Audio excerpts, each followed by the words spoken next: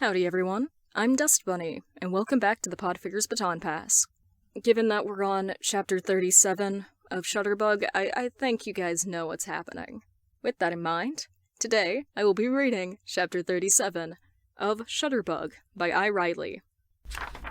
Jason turns the wrench, and curses when it doesn't move the bolt.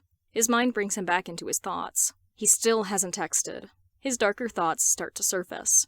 Maybe he's over me, doesn't want to deal with it. It's my fault for getting ahead of myself. He never said he liked me.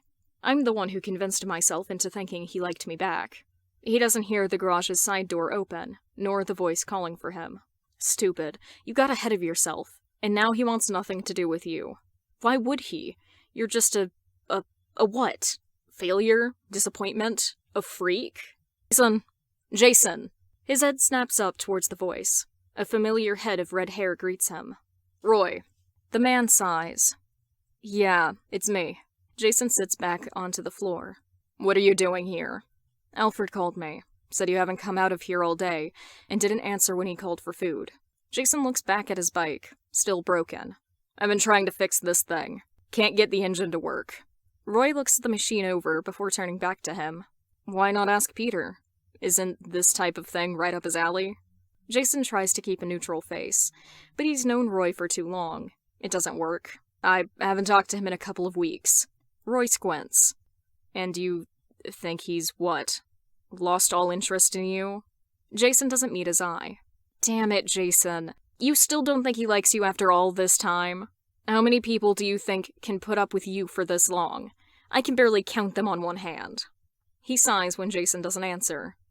All right, up. Go take a shower and get dressed. We're going out. He pulls Jason up. What? Where? Roy pauses. I don't know yet. I'll text you the address in a bit. I'll meet you there. He pulls Jason towards the door, like he would just sit back down without his insistence. Walking towards the manor, Jason watches as Roy makes his way to the front drive. The promise of an address in an hour. Guess I'll take a shower. Peter. A bar?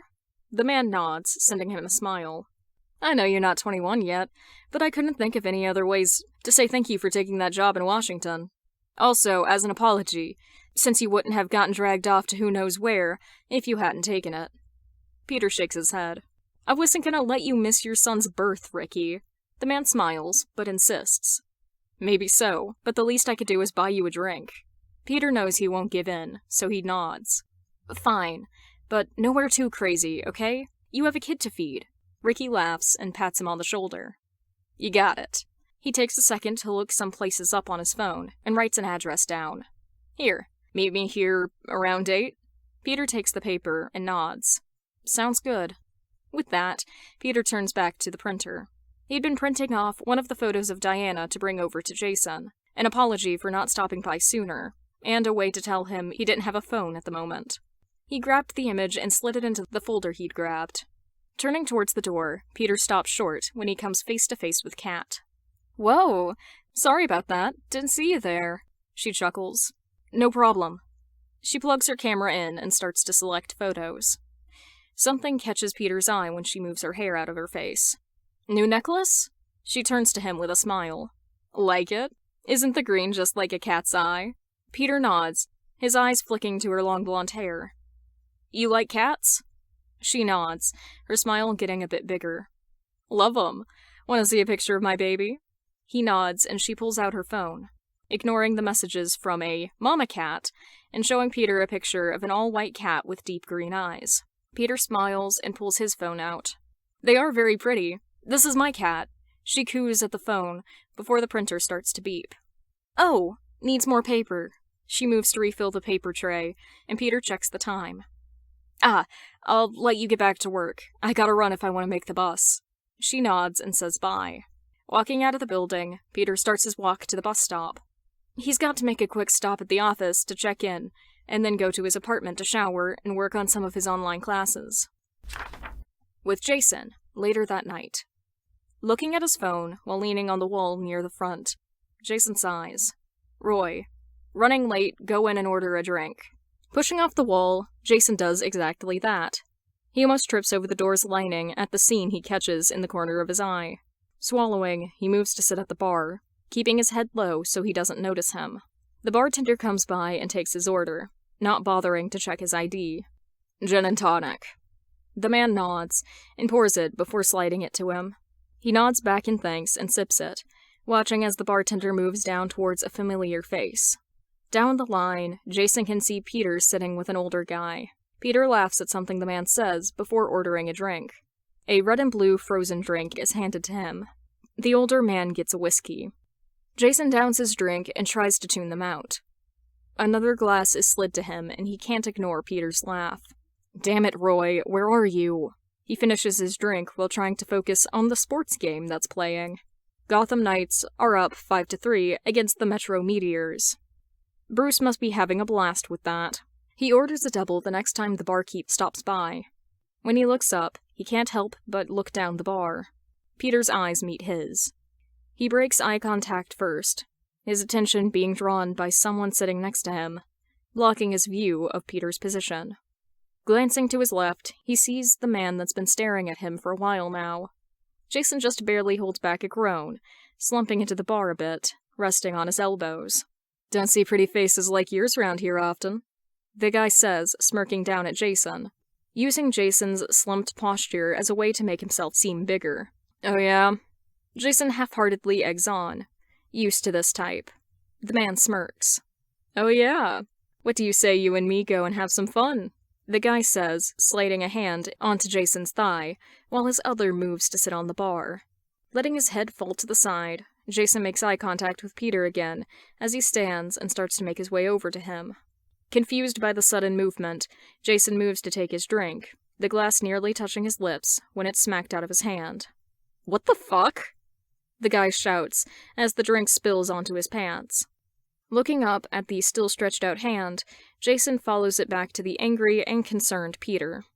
"Sorry, not really," Peter says before grabbing Jason's hand and pulls him out of the bar. Trying to pull his hand out of Peter's grip, Jason realizes Peter is stronger than he looks. "Are you crazy?"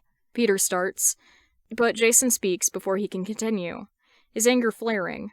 Anger at himself for feeling this way, the feeling of betrayal he's not entitled to.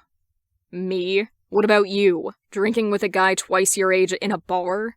Jason starts to yell as Peter drags him into an alley, his eyebrows raising. "First, it's a guy from work. Second, not that kind of outing. He was trying to thank me for covering a job he had when his wife was giving birth to their son. The same job in which I was dragged to Olympus. Third, I can take care of myself." Peter finishes with a huff, letting Jason's wrist fall to his side. Turning away from Peter, Jason crosses his arms. "Why are you mad at me? Not my fault that guy was trying to hit on me. There was no reason to dump my drink on him." Jason tried to defend before getting cut off by Peter. "I'm not mad at you! The guy slipped something into your drink!" Before Peter could continue, Jason snapped. "I know, okay? I know. It's not the first time. Why do you care so much anyway? It's not like we're together. You made that very clear."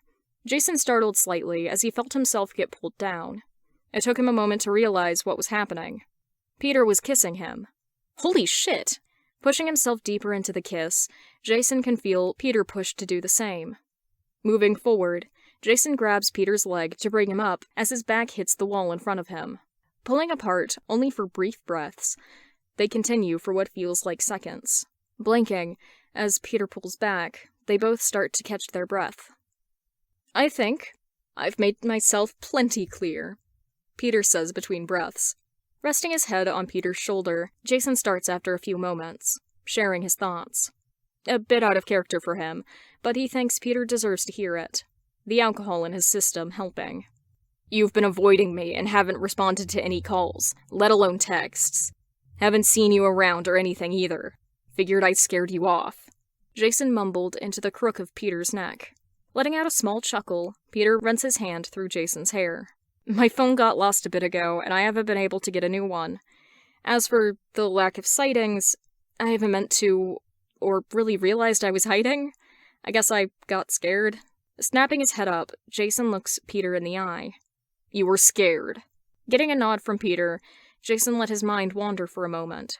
Peter starts again, pulling Jason from his thoughts. I've been trying to figure things out and make a place for myself here. I didn't want to drag you into anything either. I have a history of losing people I care about. I wanted to make sure I'd be able to say what I wanted to without fear of losing you. Peter trails off. They stand in silence for a moment, before Jason breaks it. You don't have to worry about that. I can handle whatever you throw at me. Peter chuckles and gives him a quiet, if only you knew. Pausing, Jason smirks. I think there's something I should tell you, but not here, Jason says, as he gently puts Peter down. Peter nods before responding, I think I have a few things to share as well. Jason gently grabs Peter's hand as he leads them to one of his safe houses nearby. If you enjoyed this chapter and haven't listened to the rest, there is a link to the playlist in the description below. You can click on that and save it for later, for when we eventually add more chapters. If you enjoyed my reading, you can subscribe, or go down to the comments and tell me what else I should read. Thank you for listening. I don't think Roy Harper should be bringing anyone to a bar. I feel like this is irresponsible. If future me remembers, pull up that screenshot from Red Hood and Arsenal, where Roy says, I need a drink, and Jason slaps him on the back of the head. Jason, does he think this is like Peter's sugar daddy or something?